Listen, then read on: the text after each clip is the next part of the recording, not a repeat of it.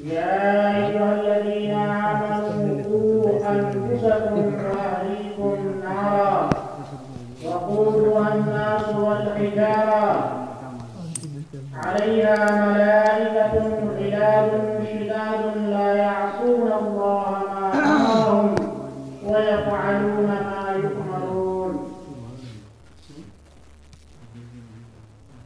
معزز علماء کرام اور نگری کے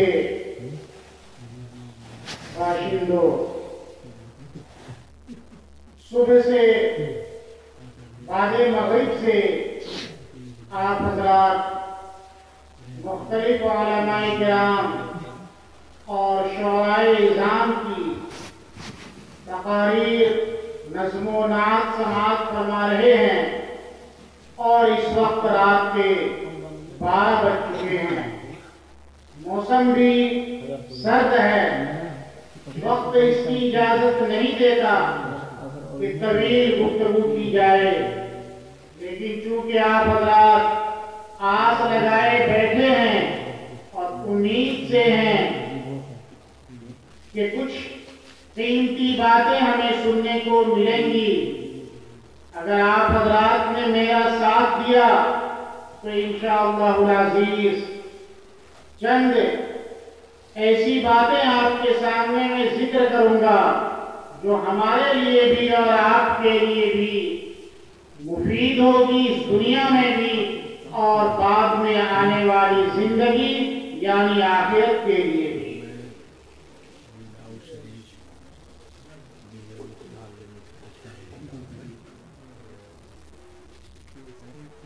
آج کا یہ اجلاس اصلاح معاشرہ کے عنوان سے منعقد کیا گیا۔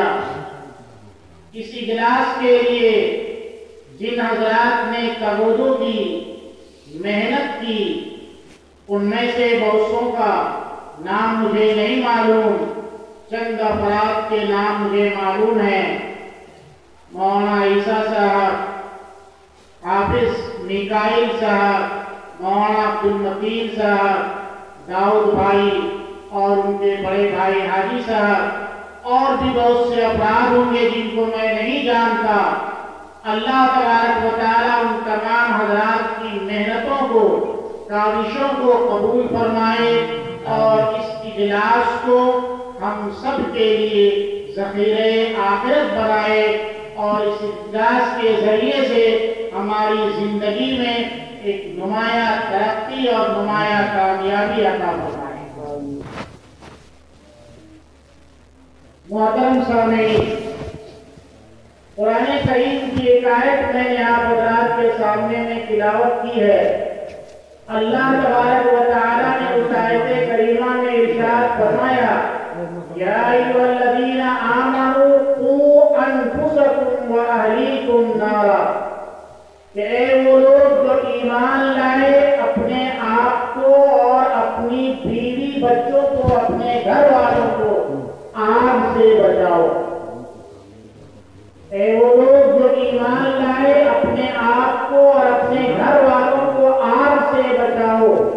وقودها الناس، جس آگ میں جلنے والی چیز جس کا ایندھن کوئی لکڑی نہیں بلکہ انسان ہوں گے اور پتھر ہوں گے، اور اس آگ میں ڈالنے کے لیے مسلط کیے گئے لوگ اس آگ پر نگہبانی اور نگرانی کرنے والے افراد ہمارے اور آپ کی طرح کمزور نہیں ہوں گے، بلکہ فرمایا علیہا ملائکۃ غلاظ شداد، کہ اس پر مسلط کیے گئے لوگ انسان نہیں بلکہ فرشتے ہوں گے اور سخت طبیعت کے ہوں گے، طاقتور اور توانا ہوں گے۔ لا یعصون اللہ ما امرهم، وہ اللہ تبارک و تعالیٰ کی بالکل ہی نافرمانی نہیں کریں گے، جس چیز کا اللہ نے انہیں حکم دیا ہے وہی وہ کریں گے۔ وَيَفْعَلُونَ مَا يُؤْمَرُونَ، جس کا انہیں حکم دیا جائے گا وہی وہ کریں گے۔ قرآن کریم کی یہ آیت ہمیں جھنجھوڑ رہی ہے، ہمارے اندر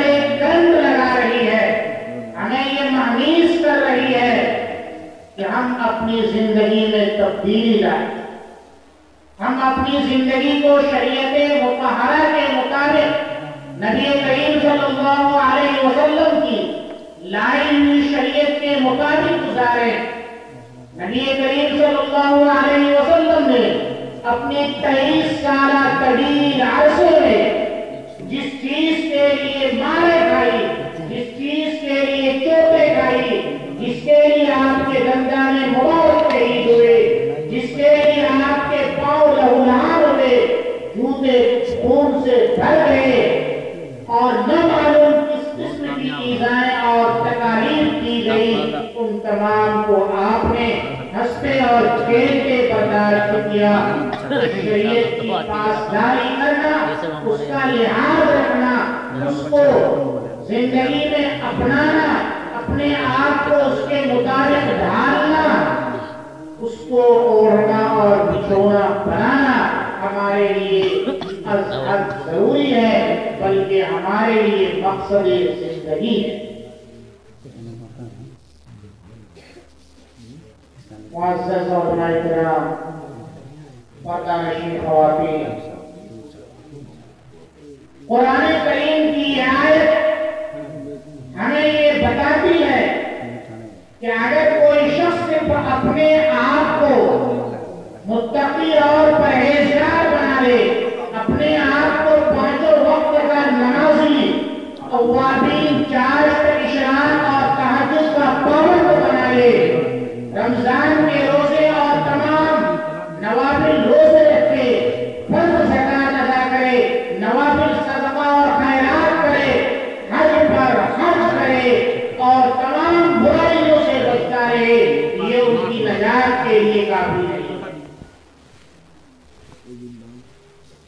یہ اعمال ان کے نجات کے لیے کافی نہیں ہے.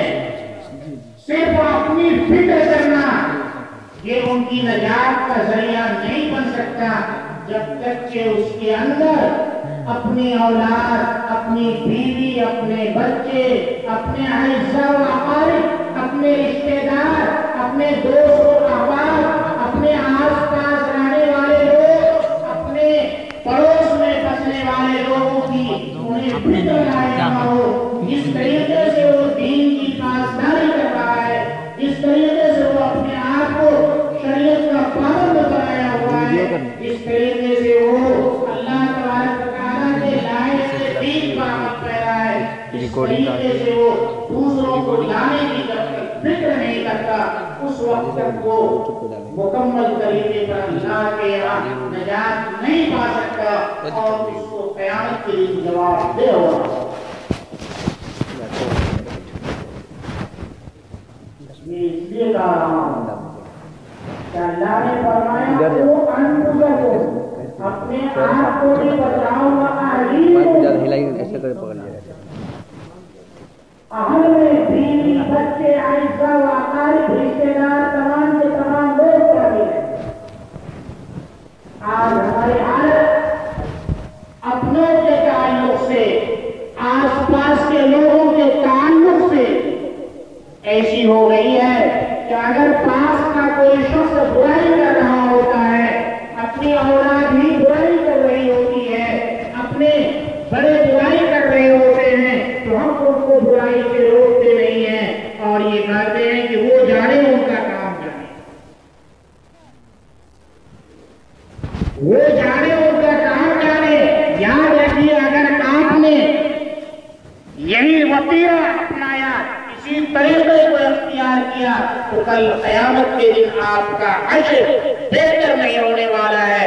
قرآن کریم میں اللہ تبارک و تعالیٰ نے یہودیوں کی ایک قوم کا تذکرہ کیا. اللہ تبارک و تعالیٰ نے ان لوگوں پر سنیچر کے دن شکار کو، مچھلیوں کے شکار کو ناجائز قرار دیا تھا کہ تم مچھلی کا شکار نہیں کر سکتے. اللہ کی طرف سے آزمائش بھی ویسی ہی آئی. قرآن کریم میں ہے کہ وَيَوْمَ سَبْتِهِمْ تَأْتِيهِمْ شُرًّا، کہ سنیچر کے دن مچھلی خوب آیا کرتی تھی. وَيَوْمَ لَا يَسْبِتُونَ لَأَكَابِرِهِمْ كَذَلِكَ، اور جو سنیچر کا دن نہیں ہوتا تھا مچھلیاں اس طریقے سے نہیں آتی تھی. سنیچر کے علاوہ دنوں میں جب وہ مچھلی کا شکار کرنے کے لیے جاتے تو مچھلی جال میں نہیں پھنستی تھی، مچھلی پھنسی میں آتی نہیں تھی، اور سنیچر کو اگر کوئی چلا گیا تو پھٹافٹ پھنسی چلی جاتی۔ کوئی بھی آدمی لالچ کرے گا کہ بھائی جانے دیتے ہیں شریعت کو صاف کر تھوڑی دیر کے لیے، کسی مچھلی آتی ہے کسی دن کرے، لیکن چونکہ یہ اللہ تبارک و تعالیٰ نے صراحت کے ساتھ منع کر رکھا تھا تو ان لوگوں نے ایک طرح کا ہیلا کیا۔ اس کو یوں کہہ لیجیے کہ بڑی ندی یا تالاب وغیرہ میں جو مچھلیاں ہوتی تھی تو ان کے لیے ایک چور نکال دیا اس نے۔ جو مچھلی شکار کرنے والے ہیں وہ جانتے ہیں اچھی طرح سے، ایک چور نکال دیا اس سے۔ اب سنیچر کو مچھلیاں اس چھوڑ میں آ کر کے پھنس جایا کرتی تھی، وہ لوگ سنیچر کو اس مچھلی کا شکار نہیں کرتے تھے، پکڑتے نہیں تھے، بلکہ اس کو باندھ دیا کرتے تھے۔ تالاب کی مچھلیاں چھوڑ میں پھنس گئی، ندی کی مچھلیاں چھوڑ میں پھنس گئی، اتوار کا دن آتا تھا وہ مچھلیاں اکٹھا کر کے لے آیا کرتے، یہ ہیلا رچا انہوں نے۔ کچھ لوگوں نے ان سے کہا کہ بھئی جب اللہ نے شکار کرنے سے منع کیا ہے تو آپ لوگ یہ ترکیب کر رہے یہ بھی شکار ہی ہے، اس لیے کہ ندی سے تو آپ نے مچھلی کو باہر کر لی، تالاب سے تو آپ نے مچھلی کو باہر کر لیا، تو مچھلی تو آپ کے قابو میں آ چکی ہے، شکار ہو چکی ہے، لہذا یہ بھی ناجائز ہے۔ دوسری جماعت نے کہا ابے رہنے دے، جو وہ کر رہا ہے کرنے دے، تیرا کیا بگاڑتا ہے۔ قرآن کریم میں ان لوگوں کا عذاب کا تذکرہ ہے کہ جن لوگوں نے برائیوں سے روکا اللہ نے انہیں نجات دی، اور جن لوگوں نے برائیوں سے روکا تو نہیں البتہ ان کے عمل پر راضی رہے اور انہیں برائیوں سے نہیں روکا، ان کا کیا حشر ہوا؟ مفسرین کہتے ہیں کہ ان پر بھی عذاب اسی طریقے پر آیا جس طریقے پر مچھلی شکار کرنے والوں پر آیا۔ یہ آیت ہمیں بتاتی ہے کہ سماج کے ہر فرد کی ذمہ داری ہے، معاشرے کے ہر شخص کی ذمہ داری ہے کہ معاشرے اور سماج میں پائی جانے والی برائیوں سے روکے۔ اللہ تعالی نبی کریم صلی اللہ علیہ وسلم نے ارشاد فرمایا من رأى منکم منکرا فلیغیرہ بیدہ فإن لم یستطع فبلسانہ فإن لم یستطع فبقلبہ وذلک اضعف الایمان۔ کہ تم میں سے جو شخص کسی منکر چیز کو، بری چیز کو دیکھے، یہ دیکھے کہ فلاں آدمی چوری کر رہا ہے، یہ دیکھے کہ فلاں آدمی شراب پی رہا ہے، یہ دیکھے کہ فلاں آدمی جھوٹ بول رہا ہے، یہ دیکھے کہ فلاں آدمی اپنے باپ کے ساتھ گستاخی کر رہا ہے، یہ دیکھے کہ فلاں شخص اپنے باپ کے ساتھ زبان درازی کر رہا ہے، یہ دیکھے کہ فلاں شخص اپنی ماں کی گستاخی کر رہا ہے، بلکہ کہ کسی بھی قسم کی اگر برائی دیکھے تو اللہ نے اگر انہیں قوت عطا فرمائی ہے تو اس کا ہاتھ پکڑ لے، یعنی کہ اپنی طاقت سے اس کو روکے۔ جیسے کہ سماج میں بہت سے لوگ پاورفل ہوتے ہیں، مکھیا لوگ ہیں، سرپنچ لوگ ہیں، اور گاؤں کے مرد قسم کے لوگ ہوتے ہیں، اللہ انہیں وہ قوت دیتا ہے اور سماج اور معاشرے میں جو ان کا ایک وقار ہوتا ہے اس کی وجہ سے اگر وہ کسی کو دو تھپڑ لگا دے اور اس کا ہاتھ مروڑ دے، پنجہ مروڑ دے، تو وہ اس کے خلاف کچھ بولنے کی جرات نہیں کرتا۔ تو ایسے لوگوں کی یہ ذمہ داری ہے کہ اس قسم کے منکرات کو طاقت کے بل سے روکیں۔ اور اگر یہ نہیں ہو سکتا، آپ کے بازو میں اتنی قوت اور طاقت نہیں ہے، تو پھر زبان اللہ نے آپ کو عطا فرمائی ہے، زبان ہلائیے اور اس شخص سے کہیے ارے بدتمیز تو کیا یہ بدتمیزی کر رہا ہے، اپنے اس شخصیت کے ساتھ جس نے تمہیں پالا پوسا، بچپنے میں تمہارے ہر ناز و نخرے کو برداشت کیا، تو اس کے ساتھ ایسی گستاخی کر رہا ہے۔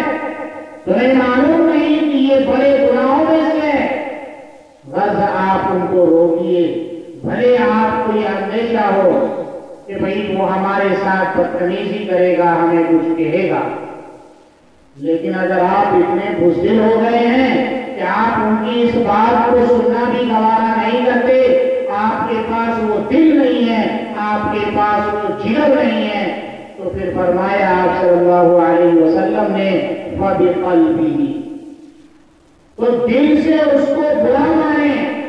شارحین حدیث نے لکھا ہے دل سے برا ماننے کا صرف مطلب یہ نہیں ہے کہ یوں سمجھے کہ بھئی یہ غلط کام کر رہا ہے، بلکہ دل میں یہ عزم کرے، یہ پختہ ارادہ کرے کہ اگر اللہ نے مجھے زبان سے روکنے کی قوت عطا فرمائی یا ہاتھ سے روکنے کی قوت عطا فرمائی تو میں اس منکر کرنے والے کے ہاتھ پکڑ لوں گا، اس کی زبان کاٹ لوں گا۔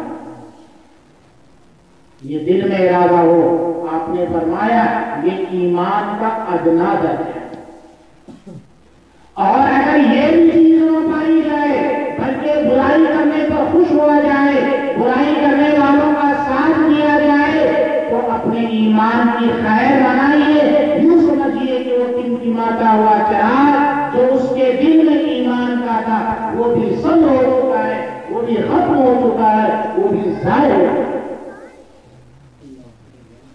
آج ہمارے سماج اور معاشرے میں جو برائیاں پائی جاتی ہیں، کتنے فیصد لوگ ہیں جو ان برائیوں پر نکیر کرتے ہیں، کتنے فیصد لوگ ہیں جو ان برائیوں سے روکتے ہیں۔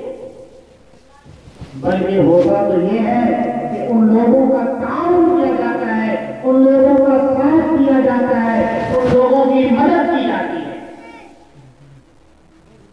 آج معاشرے کی بڑی برائیوں میں سے ایک بڑی برائی یہ موبائل بھی ہے۔ موبائل کا مسئلہ یہ ہے، قرآن کریم میں اللہ نے شراب اور جوا کے تعلق سے فرمایا اثمہما اکبر من نفعہما، کہ جوا اور شراب ان کے نقصانات زیادہ ہیں ان کے نفع کے مقابلے میں۔ یہی شکل اس زمانے میں نوجوانوں کے پاس موبائل کی ہے، وہ نوجوان جو موبائل رکھتے ہیں یقینی طور پر وہ گناہ میں زیادہ ملوث ہیں اس سے فائدہ اور نفع اٹھانے کے مقابلے میں۔ آج سے 10 سال قبل ہمیں اور آپ کو اپنی نگاہوں کو ناپاک کرنے کے لیے، اپنے ذہن کو بند کرنے کے لیے سنیما ہال جانا پڑتا تھا، تھیٹر کی محفل میں جانا پڑتا تھا، اور نو معلوم کہاں جانا پڑتا تھا۔ آج اس موبائل نے اپنے اندر سب چیز کو ہضم کر لیا ہے، اور اب کسی کے سامنے ہونے کی ضرورت نہیں ہے۔ اکیلے تنہائی میں بیٹھیے، کمرہ بند کیجیے، چادر ڈالیے اور برائی میں ملوث ہو جائیے۔ اس موبائل کی وجہ سے کتنے نوجوان باڑوں اور بیٹیوں کی زندگی اجیر ہو چکی ہے، کتنے نوجوان لڑکے اس جوانی کی وجہ سے اپنی جوانی ضائع کر چکے ہیں۔ ایک دو نہیں زخم ہے سارا چھلنی، ایک دو زخم نہیں جسم ہے سارا چھلنی، درد حیران ہے کہ اٹھے تو کہاں سے اٹھے۔ سارا معاشرہ گندا اور پراگندہ ہو چکا ہے۔ آج ہماری نوجوان بیٹیوں کے ہاتھ میں، نوجوان بڑوں کے ہاتھ میں موبائل ہے، آخر انہیں اس چیز کی کیا ضرورت ہے؟ اگر ان کی شادی نہیں ہوئی ہے تو ان کے لیے موبائل رکھنے کا کوئی مطلب نہیں ہوتا۔ گھر میں اگر ان کا گارجین موبائل رکھتا ہے تو ان کی ماں کی ذمہ داری ہے، ان کے باپ کی ذمہ داری ہے کہ وہ اس پر نگاہ رکھے کہ ہمارا موبائل ہماری جوان بیٹی کے ہاتھ پہ تو نہیں چل رہا ہے۔ آج آئے دن آپ کے کانوں سے یہ خبر ٹکراتی ہوگی کہ فلاں کی لڑکی غیر لڑکے کے ساتھ فرار ہو گئی، کون کس کے ساتھ جا رہی ہے، اپنی عزت کو نیلام کر رہی ہے، اپنے دین و ایمان کا سودا کر رہی ہے، کسی کے ساتھ برادری کو نہیں دیکھا جا رہا ہے، مسلم ہے غیر مسلم ہے، کسی کہنے والے نے کہا نا اپنی دیہاتی زبان میں، دل گیا کبھی پر تو پری کیا چیز ہے. یہی حال محبت میں ہوا کرتا ہے. جب عشق ہو جاتا ہے، عشق انڈا ہوا کرتا ہے، اس میں ذات برادری نہیں دیکھی جاتی، اس میں شکل و شمال اور صورت نہیں دیکھی جاتی. آج ہماری مائیں اور بہنیں اپنی عزتوں کو نیلام کر رہی ہیں. اس لیے اس موبائل کا صحیح استعمال ضروری ہے، اور لڑکیوں ہی سے متعلق نہیں، لڑکوں کا بھی یہی معاملہ ہے. آپ چلے جائیے کالجوں میں، اسکولوں میں، اور اب دور جانے کی کیا ضرورت ہے. ہمارے سماج میں بھی، ہمارے معاشرے میں بھی یہی صورتحال ہے. اس لیے اس ناسور پر کنٹرول کرنے کی کوشش کیجیے. اللہ نے فرمایا قوا انفسکم واہلیکم نارا.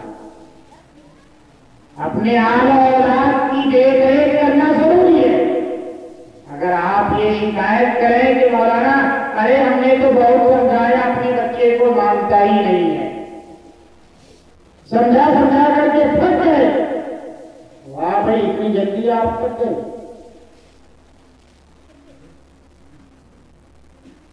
اللہ نے نارن کا لفظ استعمال کیا. نار کے معنی آگ کے آتے ہیں. اس کو آپ ایک مثال سے سمجھیں. بہت بڑی مثال کی ضرورت ہے، چھوٹی سی مثال. ہماری مائیں اور بہنیں بیٹھی ہوئی ہیں، سب کو تجربہ ہے، کھانا بناتی رہتی ہیں. چولہے میں آگ دہک رہی ہو، چولہے میں آگ دہک رہی ہو، اور آپ کا ننھا منھا بچہ ابھی ناسمجھ ہو، اور وہ اس کے ارد گرد کھیل رہا ہو، بلکہ اس آگ کی طرف وہ بڑھ رہا ہو، تو کیا آپ بیٹھ کر لکھیں گے بابو وہ آگ ہے، جل جاؤ گے، مت جاؤ اس میں؟ یہی بیٹھ کر کے صرف آپ نصیحت کرتے رہیں گے. اور اگر چلیے آپ نے نصیحت کر لی 1 مرتبہ 2 مرتبہ 3 مرتبہ، بچہ نہیں مان رہا ہے اور پھر بھی وہ آگ کی طرف بڑھائی جا رہا ہے، تب آپ کیا کریں گے؟ بیٹھے رہیں گے یا دھڑلے سے کھڑے ہوں گے اور اس بچے کو آگ سے الگ کریں گے، جدا کریں گے، اور ان کی زندگی کو آپ محفوظ کرنے کی کوشش کریں گے؟ ارے کیا کریں گے بتائیے نا.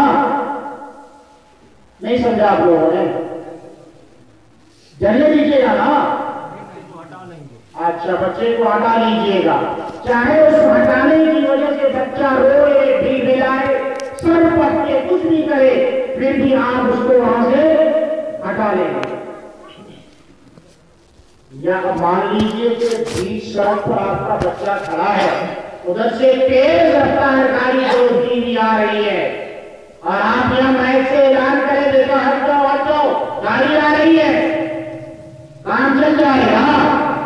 یا آپ اپنی مکمل توانائی اور قوت صرف کر کے، چاہے آپ کے پاس کتنا بندش اور پابندی کیوں نہ لگی ہو، لپک کر کے وہاں پہنچیں گے اور بچے کو راستے سے ہٹائیں گے کہ ہمارا بچہ زندگی کی آخری سانس نہ لے.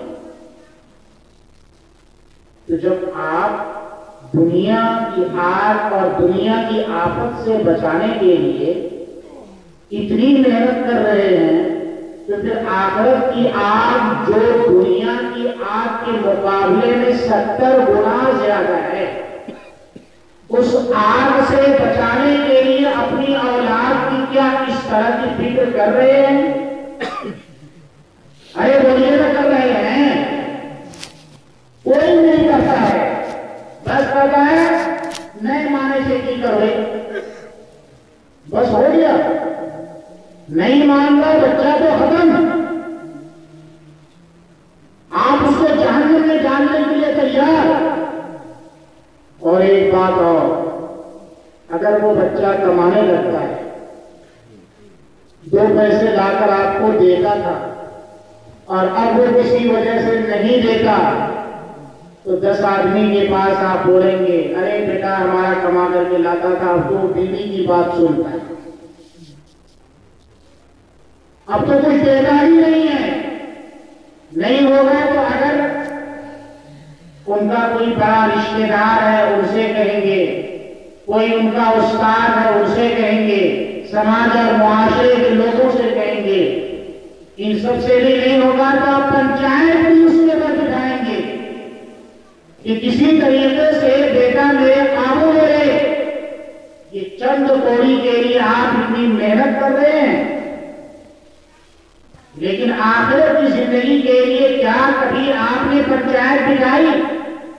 اگر کسی کا بالغ لڑکا نماز نہیں پڑھتا، بالغ لڑکی نماز نہیں پڑھتی، تو کیا کسی ماں نے اور کسی باپ نے سماج اور معاشرے کے بڑے شخص سے کہا، مسجد کے امام سے کہا، کسی ذمہ دار سے کہا کہ ہمارا بچہ نماز نہیں پڑھتا ہے، چند لوگ بیٹھ کر کے ان کو سمجھائیے، ان کے بعد دباؤ کریے؟ ارے کبھی کہا کسی نے؟ تو اس کا مطلب شریعت ہمارے نزدیک اہمیت کا حامل نہیں۔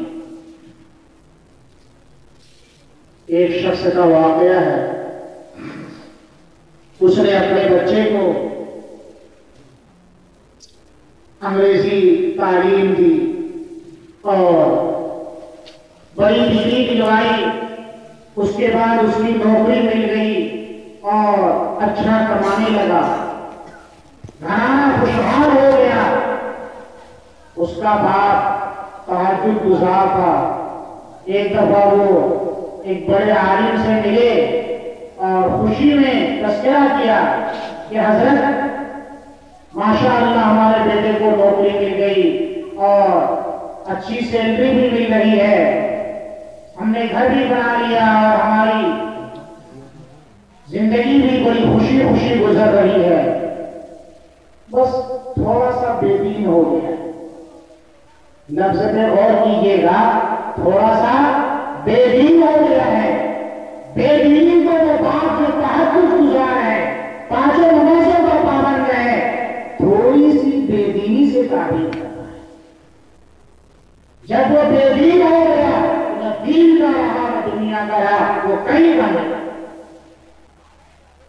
اس لیے آج ہم اور آپ اس بات کا عہد کریں کہ ہم اپنی ہی نہیں، اپنی اولاد کی، اپنی بیوی بچوں کی، اپنے سماج کی، اپنے معاشرے کی، ہر ایک شخص کی فکر کریں گے اور ہر ایک کو شریعت مطہرہ کی پابندی کرنے کا عادی بنائیں گے۔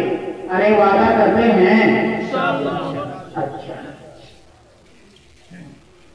دو باتیں اور چھوٹی چھوٹی، 12:30 ہو گئے ہیں۔ ایک تو یہ کہ ہم اور آپ اس وقت اس مسجد میں ہیں، عزیزم مفتی دلشاد نے آپ کے سامنے میں تفصیل سے اس کی بات رکھی، میں اتنی تفصیل نہیں کروں گا، جو میں کہلواتا ہوں وہ آپ کہیں گے، جو میں کہلواتا ہوں وہ آپ کہیں گے۔ سب آدمی ہاتھ اٹھائیے بھائی، پردے میں بیٹھی میری مائیں اور بہنیں بھی ہاتھ اٹھا کر کے رکھیں، یوں کہیے، اے اللہ ہم سب آپ کو حاضر و ناظر جان کر یہ عہد کرتے ہیں کہ آنے والے رمضان کی تراویح اس مسجد کی چھت کے نیچے پڑھیں گے، چاہے ہمیں اس کے لیے جو بھی محنت کرنی پڑے، ہم اپنی بساط پر کوشش کر کے اس مسجد پر رمضان سے پہلے چھت ڈالیں گے۔ اے اللہ ہم سب کو اس کی توفیق عطا فرما۔ دیکھیے، اللہ کے گھر میں ہم لوگوں نے اللہ کو ہاتھ اٹھا کر کے، اللہ کو گواہ بنا کر کے یہ عہد کیا ہے، اس لیے اس عہد کے خلاف ورزی نہ کیجیے گا، چاہے آپ کو اپنی پراپرٹی بیچنی پڑے، لیکن اس مسجد پہ چھت ضرور ڈالیے گا۔ ہمیں افسوس ہوتا ہے کہ ماشاءاللہ بہت سے گھر پختہ بھی ہیں، بہت اچھی پوزیشن میں ہیں، اور یہ اللہ کا گھر اس طریقے سے ویران، کوئی عام آدمی آ جائے اگر اس پر لاؤڈ اسپیکر نہ ہو تو شاید انہیں یہ احساس نہ ہو کہ یہ مسجد بھی ہے۔ بدعمالیوں ہی کے نتیجے میں اللہ کی پکڑ آتی ہے۔ آج 9 نومبر کو ہم اور آپ نے ایک فیصلہ سنا ہوگا۔ اس ملک کی سب سے بڑی کورٹ سپریم کورٹ نے یہ فیصلہ سنایا 5 ججوں کی عدالت نے متفقہ طور پر کہ بابری مسجد پر مسلمانوں کا حق نہیں ہے، یہ مسجد ہندوؤں کو دی جا رہی ہے۔ سنا ہوگا نا؟ کیوں؟ کیسے ہمت ہو گئی؟ اگر ہمیشہ اس میں نماز پڑھی جاتی، ہمیشہ وہ مسلمانوں کے پاس رہتی، تو کیا دوسروں کو مقدمہ دائر کرنے کی نوبت آتی؟ چلیے یہ ایک بابری مسجد کا مسئلہ ہے۔ اس ملک میں، ہمارے ملک میں ایسی سینکڑوں نہیں بلکہ ہزاروں مسجدیں ہیں جو ویران پڑی ہوئی ہیں، غیر آباد ہیں، اس میں کوئی اذان دینے والا نہیں، اس میں کوئی نماز پڑھنے والا نہیں۔ کیا اللہ کی پکڑ نہیں آئے گی؟ اللہ نے فرمایا ان بطش ربک لشدید، کہ تیرے رب کی پکڑ بڑی مضبوط ہے۔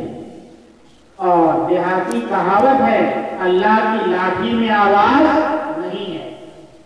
تو اللہ کی پکڑ ہمارے اوپر اس طریقے سے آتی ہے، یہ اعمال بد کی پاداش ہے، ورنہ یہ اعمال بد کی پاداش ہے، ورنہ کہیں شیر بھی حل میں جوتے جاتے ہیں۔ ارے آپ لوگوں نے دیکھا ہوگا نا، شیر کو جوتے ہیں حل میں؟ نہیں دیکھا ہے۔ کس کو جوتے ہیں؟ ہاں، لیکن اگر شیر کو جوڑ رہا ہو تو اس کا مطلب شیر کی شیریت ختم ہو چکی ہے۔ تو مسلمانوں کی مثال شیر کی ہے۔ اللہ نے انہیں حکمراں بنایا ہے، جس طریقے سے شیر جنگل کا بادشاہ ہے، ایسے ہی اللہ نے مسلمانوں کو حکمراں بنایا ہے۔ لیکن آج ہر جگہ ہماری حکمرانی ختم ہو رہی ہے، اور جہاں کہیں ہے وہاں بھی اپنی صحیح پوزیشن میں نہیں ہے۔ اس کی وجہ یہی اعمال بد ہے۔ اور ایک آخری بات، آپ حضرات کی خدمت میں جامعہ فاطمۃ الزہرا للبنات بابوان کا ایک وفد آیا۔ ہمارے اس وفد میں جامعہ کے استاد مفتی اعجاز صاحب قاسمی، مولانا نظام الدین صاحب ندوی، صدر مدرس جامعہ فاطمۃ الزہرا، مولانا اختر حسین صاحب لطیفی، نائب ناظم جامعہ فاطمۃ الزہرا، اور حاجی علیش الرحمان صاحب منیجر جامعہ فاطمۃ الزہرا، یہ سب کے سب حضرات شریک رہے۔ آپ حضرات نے ان کا خیر مقدم کیا، اور ان حضرات نے جو معروضات، جو گزارشات آپ کے سامنے میں رکھی، آپ نے دل کھول کر ان کا تعاون کیا۔ اللہ تعالیٰ آپ کے اس تعاون کو قبول فرمائے اور آپ کے لیے ذخیرے آخرت بنائے۔ دیکھیے یہ دنیا فانی ہے، اس دنیا میں رہنے والی تمام کی تمام چیزیں ختم ہو جائیں گی۔ انسان جب مر جاتا ہے تو اس کے نام اعمال لپیٹ کر کے رکھ دیے جاتے ہیں، اس کے نام اعمال میں کوئی بھی نیکی لکھی نہیں جاتی۔ یہ حدیث بتا رہا ہوں میں، حدیث میں عربی کے الفاظ ہیں اذا مات الانسان انقطع عنہ عمله، کہ جب انسان مر جاتا ہے تو اس کے اعمال اب نام اعمال میں لکھے نہیں جاتے، رجسٹر اس کا بند کر دیا جاتا ہے۔ لیکن 3 قسم کے لوگ ہیں کہ مرنے کے بعد بھی اس کے نام اعمال میں نیکیوں کا سلسلہ جاری رہتا ہے۔ نمبر 1، علم ينتفع به، کہ ایسا علم چھوڑا ہے جس سے لوگ فائدہ اٹھا رہے ہیں۔ مثلا اللہ نے آپ کو علم دیا تھا، آپ نے کتابیں لکھی، دنیا سے آپ چلے گئے، ایک بڑی مخلوق اس کتاب سے فائدہ اٹھا رہی ہے۔ جب تک وہ کتاب رہے گی لوگ فائدہ اٹھائیں گے، اس لکھنے والے کو ثواب ملتا رہے گا۔ انہوں نے مکتب میں پڑھایا، مدرسے میں پڑھایا، شاگردوں کی ایک بڑی ٹیم تیار کی، دنیا سے چلا گیا، جب تک ان کے شاگرد رہیں گے، شاگردوں کے شاگرد رہیں گے، آنے والی نسل تک ان کا علم باقی رہے گا، ان کے نام اعمال میں تمام پڑھنے پڑھانے والوں کی نیکیاں لکھی جائیں گی۔ یہ ایک چیز، یہ جو مولوی لوگ ہیں نا، ان کے لیے یہ بہت قیمتی چیز ہے۔ علماء بیٹھے ہیں اسٹیج پر، ان کو افسر اس وجہ سے بھی کہا جاتا ہے، میں نے پڑھایا کسی کو، اس نے 10 کو پڑھایا، 10 نے 100 کو پڑھایا، 100 نے 1000 کو پڑھایا، اور ہزاروں کا ثواب ان کو ملتا ہے۔ نمبر 2،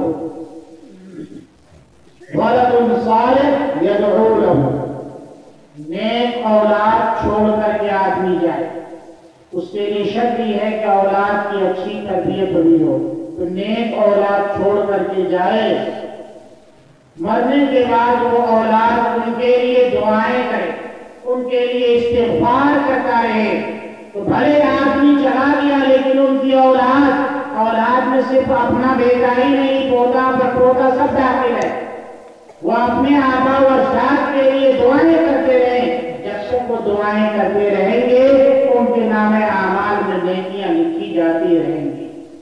اور آخری چیز جو آپ حضرات سے آج سے خاص کر کے متعلق تھی، صدقۃ جاریہ، صدقہ جاریہ۔ آپ حضرات نے جو جامعہ فاطمۃ الزہرا کا تعاون کیا ہے، یہ یقیناً آپ حضرات کے لیے صدقہ جاریہ ہے۔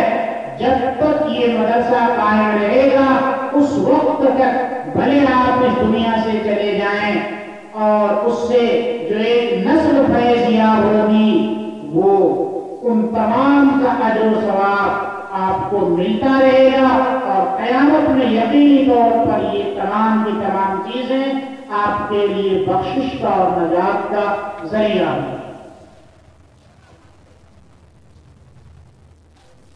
پھر آخر میں ان تمامی حضرات کا جنہوں نے اس پروگرام کا انعقاد کیا، کہ جس قسم کی بھی محنت کی، گاؤں کے تمامی افراد کا شکریہ ادا کرتا ہوں۔ اللہ تبارک و تعالیٰ ان کو اپنے شایع نشان اجر جزیل عطا فرمائے۔ رات بہت ہو چکی، 1:15 ہو گئے، اب دعا کر لیجئے اور پھر مجلس ختم ہو جائے گی۔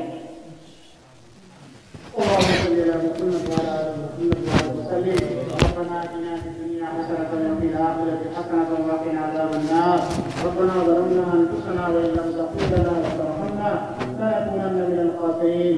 اے اللہ ہم سب کے گناہوں کو معاف فرما، اے اللہ ہم گنہگار ہیں، خطا کار ہیں، ہماری غلطیوں کو درگزر فرما۔ اے اللہ یہ مجمع مغرب کے بعد سے بیٹھا ہوا ہے، مرد بیٹھے ہوئے ہیں، عورت بیٹھی ہوئی ہیں، بچے بیٹھے ہوئے ہیں، مائیں بیٹھی ہوئی ہیں، بہنیں بیٹھی ہوئی ہیں، معصوم ہیں، جوان ہیں، بچے ہیں، سفید داڑھی والے ہیں۔ اے اللہ ان میں سے جو بھی تیرے نزدیک چہیتا ہو، جو بھی تیرے نزدیک محبوب ہو، جو بھی تیرے نزدیک پسندیدہ ہو، ان کے صدقے میں ہم سب کی دعاؤں کو قبول فرما۔ اے اللہ ان کے صدقے میں ہم سب کی مغفرت فرما۔ اے اللہ یہ سرد رات میں یہ سب کے سب لوگ آپ کے سامنے میں ہاتھ پھیلائے ہوئے ہیں اور مغفرت کی بھیک مانگ رہے ہیں۔ اے اللہ تو ہم سب کی مغفرت فرما، اے اللہ تو ہم سب کی مغفرت فرما۔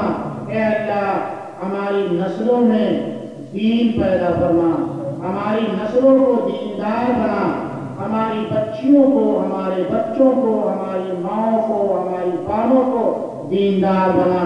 اے اللہ 100% انہیں نمازی بنا۔ اے اللہ 100% انہیں دین پر عمل کرنے والا بنا۔ اے اللہ جن حضرات نے اس مسجد کو تعمیر کرنے کا پختہ عزم کیا ہے، اے اللہ تو ان کے اس ارادے کو قبول فرما اور رمضان سے قبل اس مسجد کی تکمیل کے اسباب مہیا فرما۔ اور جن لوگوں نے بلکہ قریب تمام ہی لوگوں نے جامعہ فاطمۃ الزہرا کے لیے تعاون کیا ہے، اے اللہ ان کے اس تعاون کو قبول فرما، ان کی مال میں، ان کی عزت میں، اس کی آبرو میں خوب خوب برکت عطا فرما۔ جو بیمار ہے ان کو شفائے کاملہ دائمہ عاجلہ مستمرہ نصیب فرما۔ جن لوگوں نے اپنے مرحومین کے ایصال ثواب کے لیے تعاون کیا ہے، اے اللہ ان مرحومین کی بال بال مغفرت فرما۔ اے اللہ ان کو کروٹ کروٹ چین نصیب فرما۔ اے اللہ ان کو جنت کی کیاری میں جگہ عطا فرما۔ اے اللہ جن حضرات نے جس ارادے سے بھی کیا ہے، اے اللہ تو ان کے اس ارادے کو تکمیل کے ارادے کو مکمل فرما۔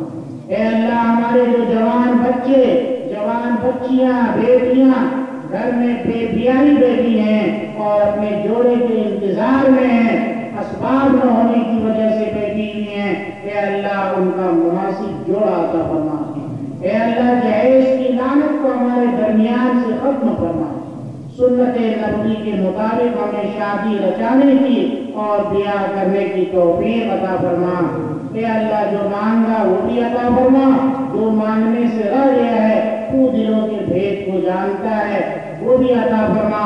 اے اللہ ہمارے ساتھ جو ٹولہ آیا، جو قافلہ آیا، اے اللہ اس کے اس آنے کو قبول فرما۔ ربنا تقبل منا وتب علينا يا مولانا انك انت التواب الرحيم وصلى الله تعالى على خير خلقه محمد وآله وصحبه اجمعين برحمتك يا ارحم الراحمين آمين يا رب